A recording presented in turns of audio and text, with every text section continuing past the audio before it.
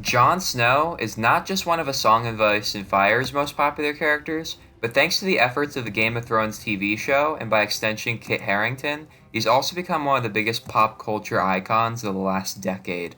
His story is one worth reading about for sure, as he goes from a naive young man that the world thinks very little of to one of the most captivating and integral characters in the series as a whole. So today, we're going to look back on Jon Snow's story from beginning to end. Just as a quick reminder, this video is going to be discussing the Jon Snow from the A Song of Ice and Fire book series, and not the one from the Game of Thrones TV show. And as the book series isn't finished yet, the big twist involving Jon Snow's identity in later seasons of the show will not be addressed or acknowledged here. So sit back, relax, and welcome to the beginning of my revised A Song of Ice and Fire character origin series, beginning with the history of Jon Snow.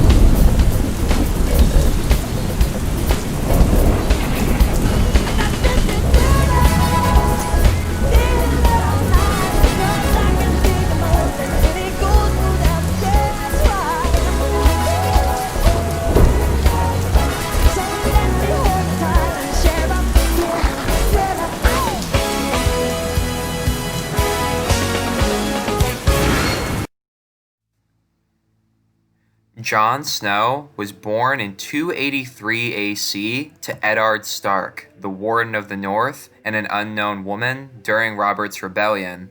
Ned was fighting to secure his best friend Robert Baratheon's place on the Iron Throne, a mission in which he was very successful.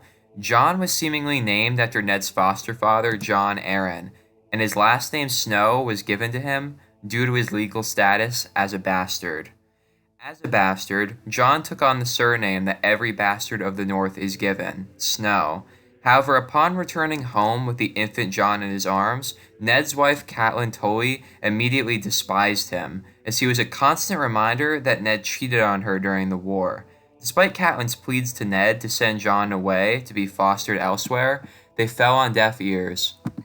And Jon was raised in Winterfell alongside Ned and Catelyn's true-born children, Robb, Sansa, Arya, Bran, and Rickon Stark.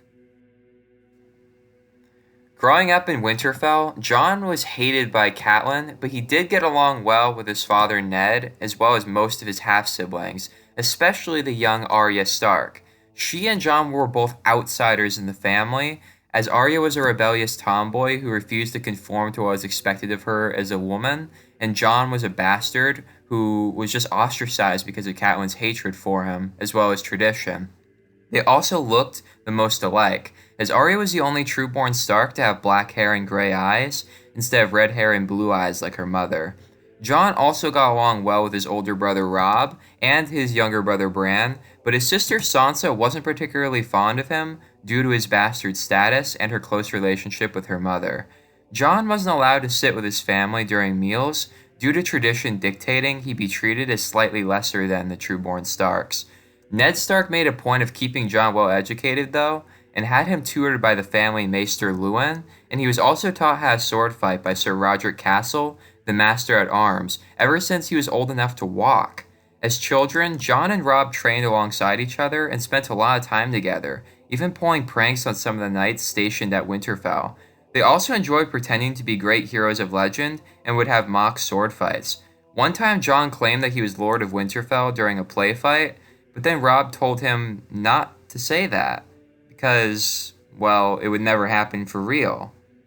This became a very, very sour memory for Jon, and it was a cold reminder as a boy that even when he was just playing at being a knight, he could never escape the circumstances of his birth. At the beginning of A Game of Thrones, Jon Snow is 14 years old, and he's considering leaving Winterfell in order to join the Night's Watch, a band of black-clad warriors who guard the Wall, which is considered in Westerosi culture to be the end of the world. and everything beyond the end of the world is not welcome in the world. Jon wants to join since his uncle Benjen Stark is a ranger there, and because his bastard status won't affect his ability to rise up the ranks. Jon would end up accompanying Robb, his foster brother Theon Greyjoy, and Bran Stark, along with his father Ned, to the execution of Garrett, a member of the Night's Watch who fled from his post. This was a cold hard reminder to Jon that the Night's Watch might not be the best place for him to go.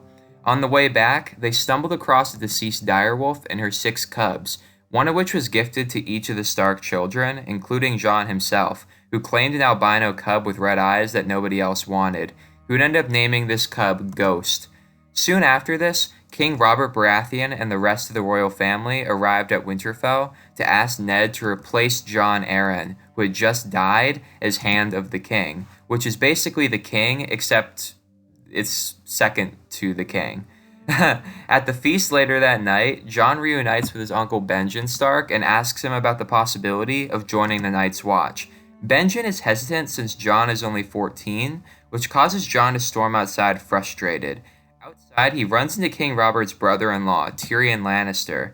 Tyrion sympathizes with Jon's anger at how much his bastard status holds him back, as he himself is loathed by the world, especially his father, due to him being a dwarf. Tyrion encourages Jon to not let people's hatred of bastards hold him back, and instead tells him to embrace his status as a bastard and wear it like armor so that nobody can use it as an insult against him.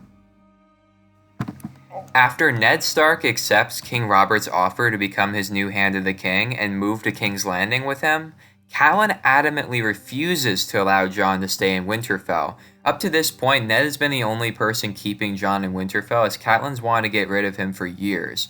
So with this in mind, Benjen changes his mind and allows Jon to join the Night's Watch with Ned's blessing. His trip to the Wall, however, is halted by a day after Bran falls from a tower and goes into a coma.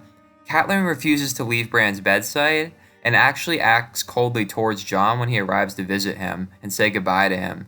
He also says goodbye to his other siblings and even secretly gifts Arya with a small sword he had forged specifically for her that she names Needle. On the way to the Wall, Jon meets his fellow Night's Watch recruits, and realizing that many of them are criminals who join the Night's Watch to avoid persecution, Jon, well, he starts to become disillusioned by the Brotherhood, and he starts to have second thoughts. He's encouraged to stay strong and open-minded by Tyrion Lannister, who decided to travel with them to the Wall, since he wanted to be the first Lannister to see the edge of the world. Upon arrival at Castle Black, Jon becomes frustrated by his fellow recruits and constantly gets into fights with them, since he thinks that they don't take their training seriously enough. However, after hearing that his brother Bran is awake from his coma, Jon becomes a lot more positive and even offers advice to his fellow recruits. Jon becomes popular among the recruits and begins to grow exponentially as a person, becoming a natural leader. Jon, however, becomes enemies with Sir Alliser Thorne, who despises Jon and resents his abilities. Soon after arriving, a new batch of recruits arrives, with the notable member of this group being Samwell Tarly, who is immediately heckled due to his weight and for his cowardly nature. However, Jon is able to protect him from being bullied, and not only helps him befriend the other recruits, but also becomes a friend himself. When it's announced that 8 recruits will be allowed to officially take their Night's Watch vows and join the Brotherhood, Jon immediately becomes worried that Sam won't be selected due to his lack of talent. So Jon talks with Maester Aemon about the possibility of Sam becoming Aemon's steward, since Sam is great at reading, writing, and mathematics.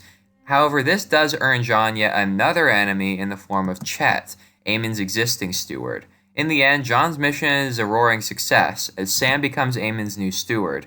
However, Jon himself is extremely disappointed to learn that he'll be a steward as well for Lord Commander Jeor Mormont. Jon really wanted to become a ranger like his uncle Benjen, and he feels that being a steward is a waste of his talents. However, Sam points out to him that Jeor will be trusting him with his messages and with giving out orders on his behalf, which most likely means Jeor intends to groom Jon as his successor as Lord Commander. After this, Jon and Sam take their Night's Watch vows in front of a weirwood tree as per Jon's religious traditions, but soon discover the bodies of 2 rangers, whose bodies are brought back to Castle Black.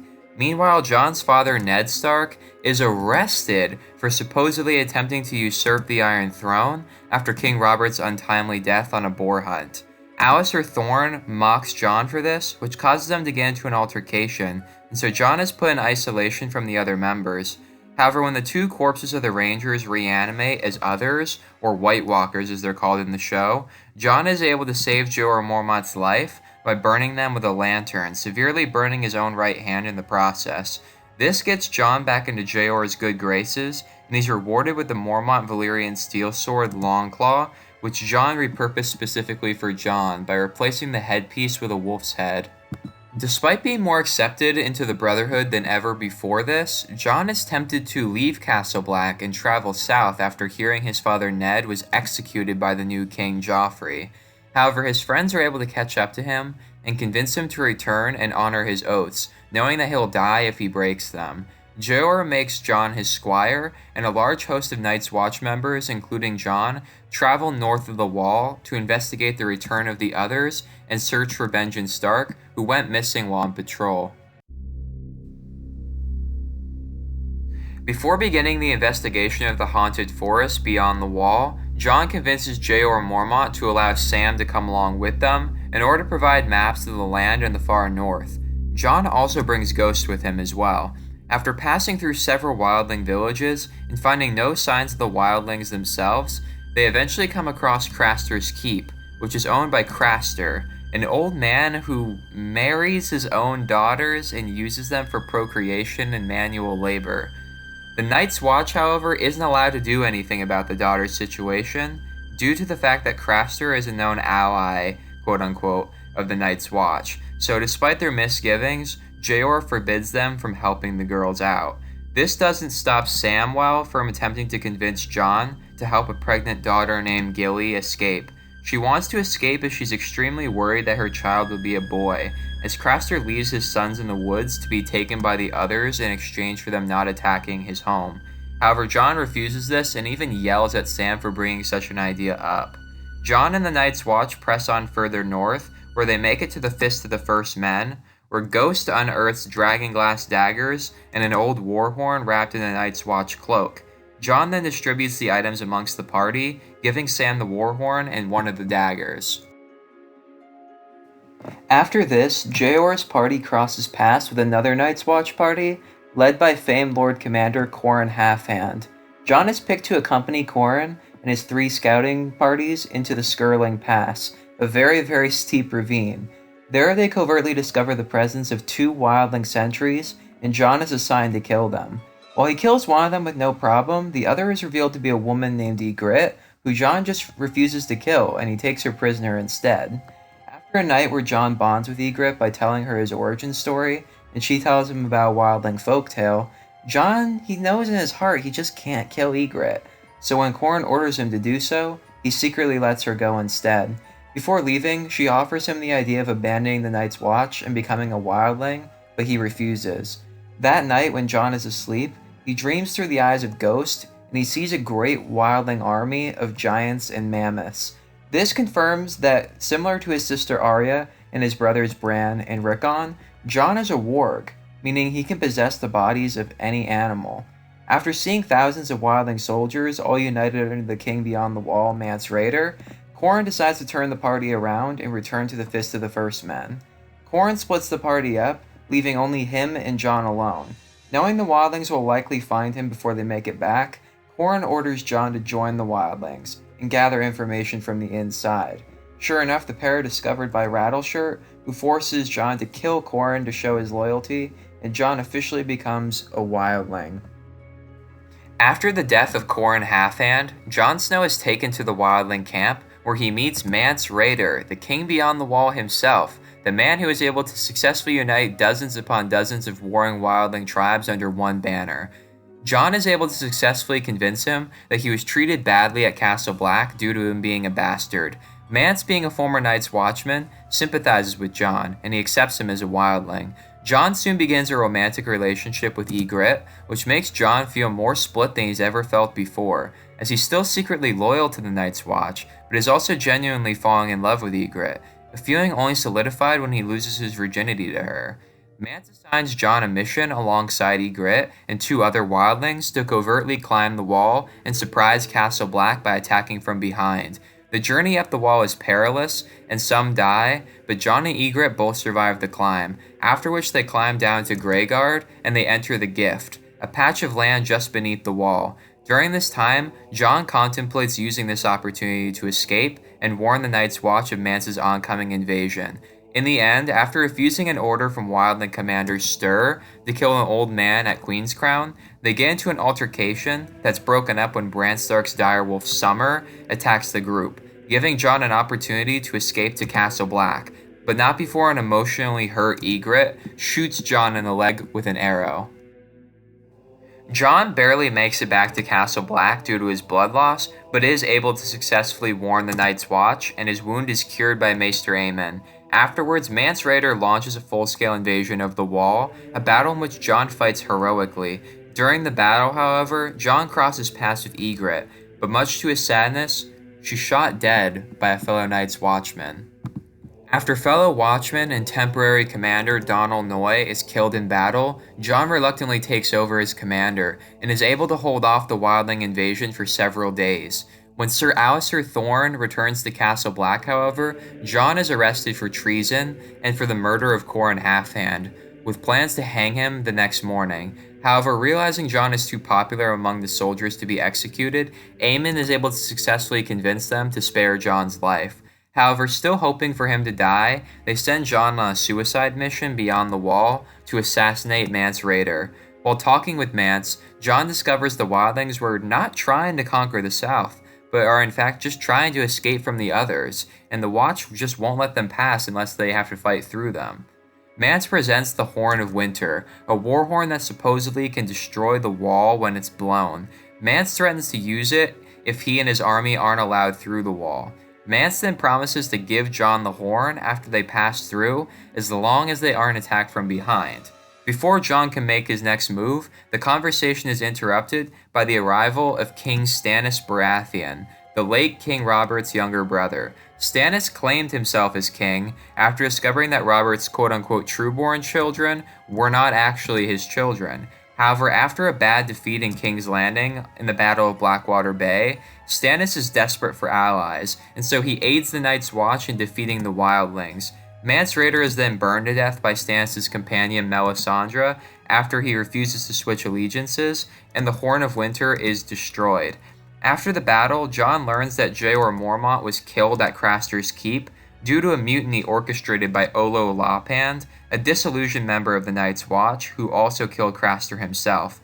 Samwell Tarly returns from beyond the wall with Craster's daughter Gilly and her unnamed son. With the Lord Commander position now vacant, many Watchmen want John to be their new leader.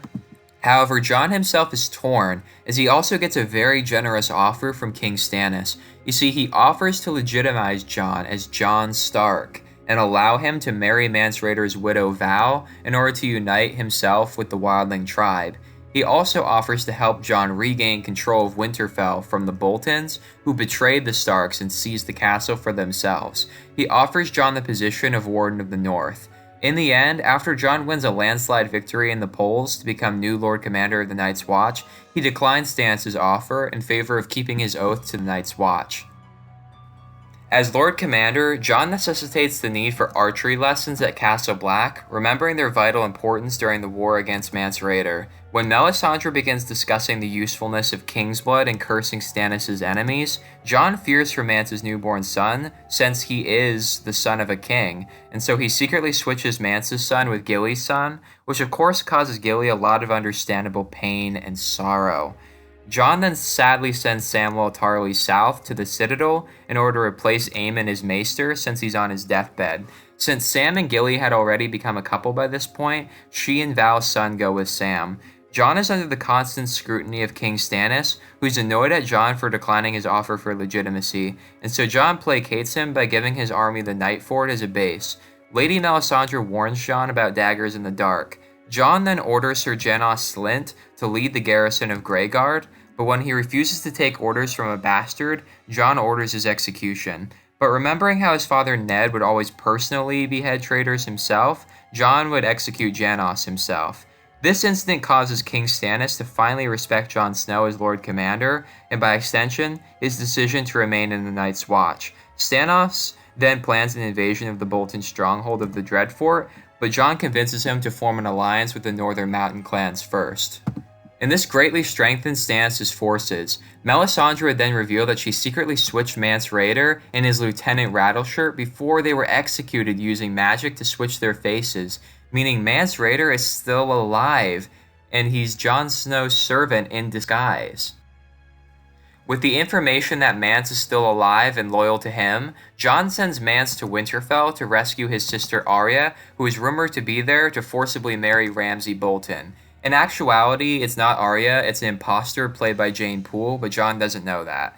Jon travels north of the Wall and discovers a small group of wildlings there tending to their dead brethren and offers them sanctuary at Castle Black. This causes many of his fellow watchmen to lose their confidence in Jon as commander. Jon also makes the unpopular decision to leave the dead wildlings in prison cells in hopes of seeing if they turn into others.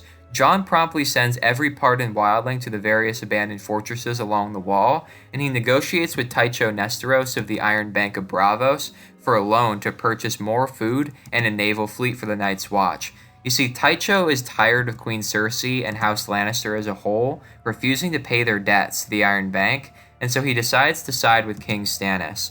Soon after this, a young girl arrives at Castle Black, whom Jon initially believes to be Arya, but instead turns out to be Alyce Karstark. Alyce is fleeing her uncle Cregan Karstark, who is trying to forcefully marry her to himself in order to gain control of Karhold, the Karstark fortress. When Cregan arrives to take Alyce back, Jon has him and his men arrested, and he instead oversees a marriage between Alyce and a wildling she likes named Sigorn, which creates House Thenn, and allows some of the wildlings to become citizens of Westeros legally. Jon soon plans on traveling beyond the Wall to rescue the remaining wildlings at Hardhome, but he's prevented from doing so when he receives a letter from Ramsay claiming that he's defeated Stannis and captured Mance Rayder. Jon prepares to ride south to defeat Ramsay and free his home of Winterfell. Despite being clear that no wildling or watchman would be forced to go with him, the Watchmen heavily resent his decision to leave, and they betray Jon by stabbing him several times and leaving him for dead. So yes, currently in the books, Jon Snow is dead. Some have theorized that Jon will use Ghost as a way to appear in future books. Wargs such as Jon often inhabit the body of an animal after their human body dies so that they can continue living. Many believe that Jon will inhabit the body of Ghost to reappear in the future, but until The Winds of Winter finally comes out, if ever, we just won't know for sure. Quote from Jon Snow's POV. Jon was not afraid of death, but he did not want to die like that, trussed and bound and beheaded like a common brigand. If he must perish, let it be with a sword in his hand, fighting his father's killers. He was no true Stark, had never been one, but he could die like one. Let them say that Ned Stark had fathered 4 sons, not 3. Jon Snow has developed so much over the course of the series, going from a spiteful and ill-content bastard with no future to one of the most fearless leaders in the story. He's definitely a character that's ahead of his time in the world that he lives in, valuing the lives of his enemies as much as those of his friends. His controversial opinions got him killed in A Dance with Dragons, but one can't help but show respect for the one and the only Jon Snow.